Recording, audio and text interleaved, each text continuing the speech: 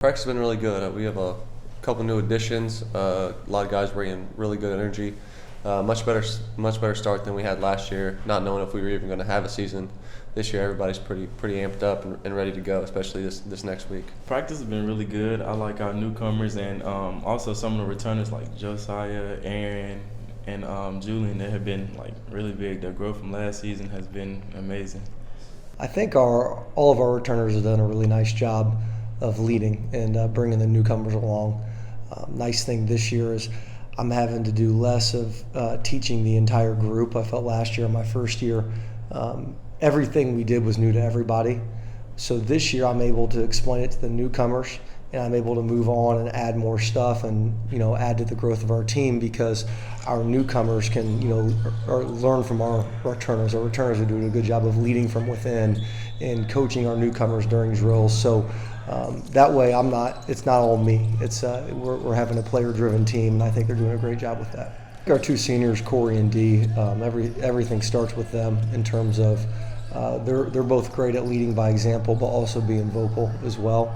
I also think, again, you could point to any of our returners. Jesse Bingham's arguably our best lead by example guy, the way he brings it every day.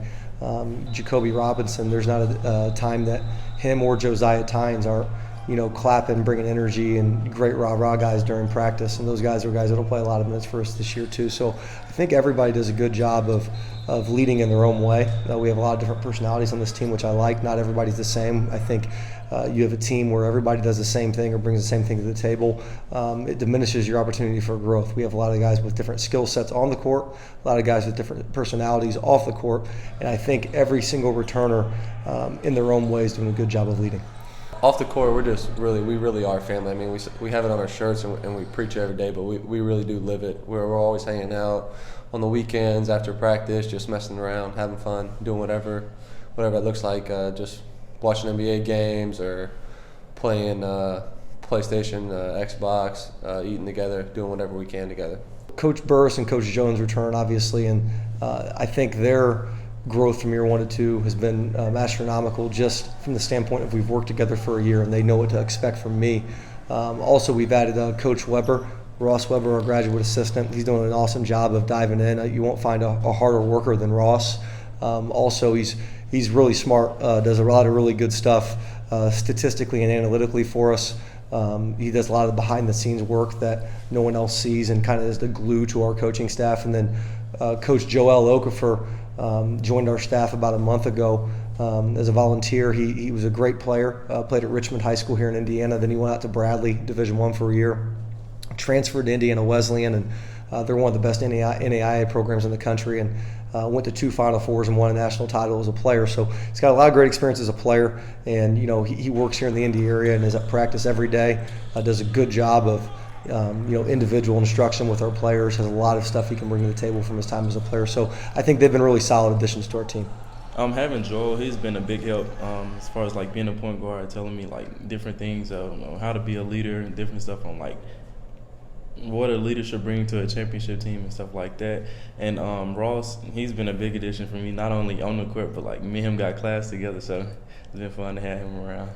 I love playing these high-level opponents just to see where we're at, and obviously to go out there and win games because that's the goal.